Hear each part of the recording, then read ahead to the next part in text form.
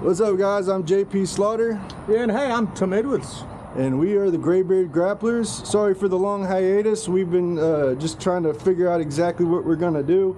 It's kind of a ordeal trying to put it all together. We had some audio issues and some video issues, but the good news is we've been steady training and nursing injuries, and we haven't given up, and we're keep on moving forward. We're still planning on competing one of these days.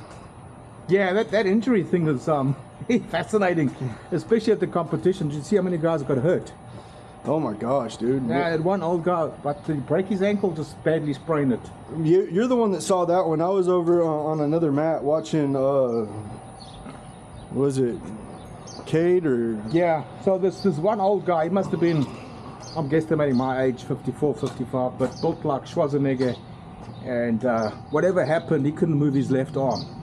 I don't know if he was an arm bar, he got hurt in the arm bar, or if he got hurt in the hip throw, but he couldn't move his left arm at all. Yeah. And then he went back, competed again with this bummed left arm, and the next thing I know, they're putting a cast, plastic foot protector cast on his left ankle. It looks like it bust his ankle or badly strained his left ankle. Yeah. So that was a bit of a mess. And then you had the two guys that ran into each other. No, I missed that one too. Unconscious. Yeah, it was definitely a lot more of a tense atmosphere. I don't know if we specified, but we were at the Naga event in Houston on the 20th of May, and it was kind of an eye opener. I at first was kind of regretting that I didn't sign up, but you know, there's a lot that goes into it, and I need to take my conditioning and my training a little bit more seriously before I go in there with. I mean, even though it's not like the top competition that there is, it's still a bunch of savages that go in there, man.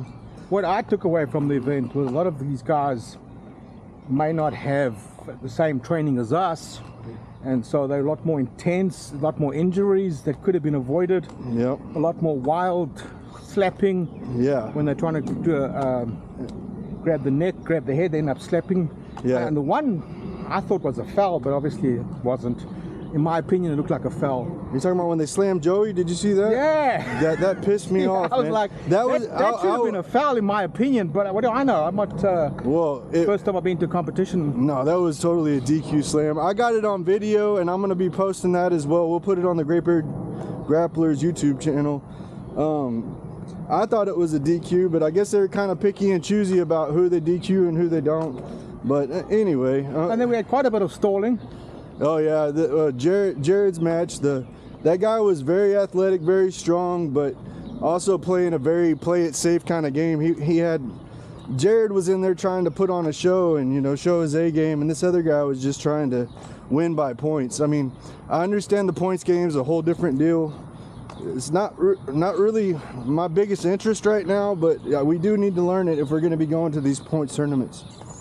And then there was another fight I was watching, or match, where the one guy put his hand in the other guy's face and pushed his nose so hard that there was blood coming out of the guy's nose. And I was thinking, well, that surely should be a DQ because they stopped it for medical assistance. Yeah.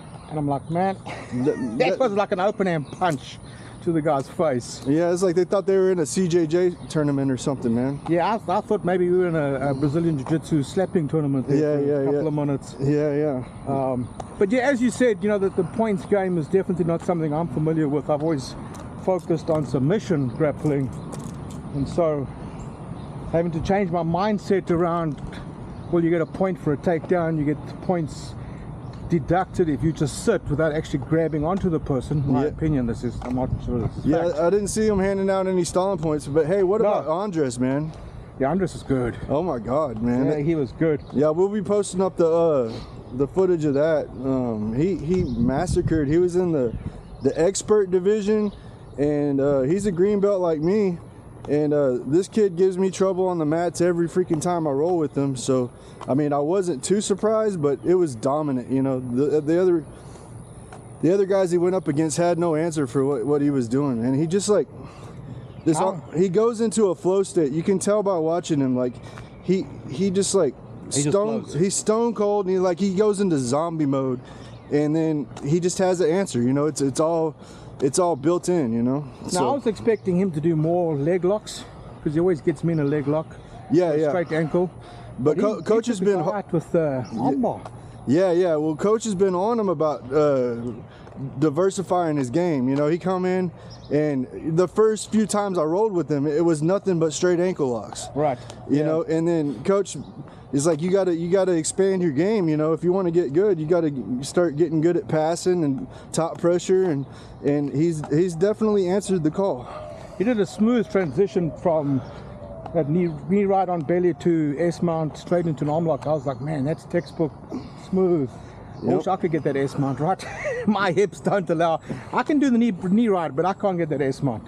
My hips don't allow for an S right, man.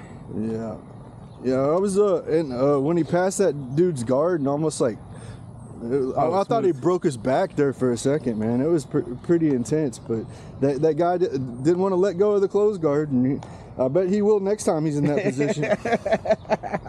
But yeah, right. Well, so what other updates do we got for the people? I mean, I know it's been a long hiatus. We're going to try to get some kind of a consistent schedule here where we're going to be putting out some content, and there's a lot of paralysis of analysis that goes into making this kind of thing, as I'm finding out, and we're just going to push forward and keep doing it, and hopefully be of value for the jiu-jitsu community and, you know, the grappling community in general. What I'd like to talk about at a later stage is supplements and how important supplements are for guys our age. Yeah, man, we wouldn't still be doing this, man, without the right? Yeah, I mean, it's like I'm not bouncing back as fast as I used to when I was 18. Yeah, yeah. It took me almost 7-8 weeks for my leg to heal. Yeah. And I'm still in a leg brace. More than 8 weeks. It happened last year, August. Yeah, I'm in dual knee braces myself right now. Right. Yeah, it's a different game. I mean, I just turned 40, and you're 55. 55. Yeah. Yeah, I'm feeling it.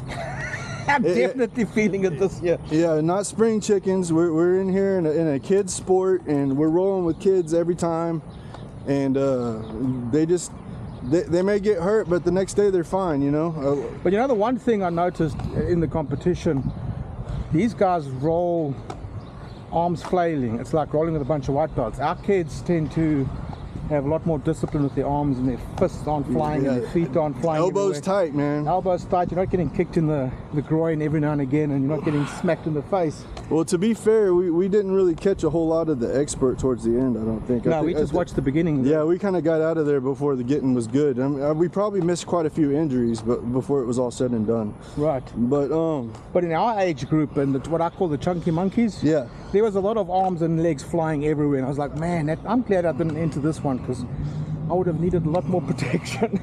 Yeah, I'm still kind of thinking there should be some kind of we could set up some kind of a local event where, you know, not a huge entry fee, smaller entry fee, and a decent cash prize where you could, you know, take your family out to eat if you win, you know what I mean? Something like that, you know. That might be a nice idea. Not too high pressure, not like a professional thing, you know, we're amateurs. We probably would say no heel hooks. You know, possibly no leg locks for us, because we're not quite as limber down there as some people, but I don't know. Give us some feedback. Tell us what you think about something like that. You know, we want to be active in the sport, but you know, we're not going to be. We're not going to be out challenging Gordon Ryan anytime soon, or ever. Well, we might be able to beat him right now, because the poor guy's got tonsillitis and having poor a tonsillectomy surgery and who knows what. Yeah, he must be going through the ringer if he's being so quiet, man. There was an update on his Instagram today. Oh, really? He's in for surgery.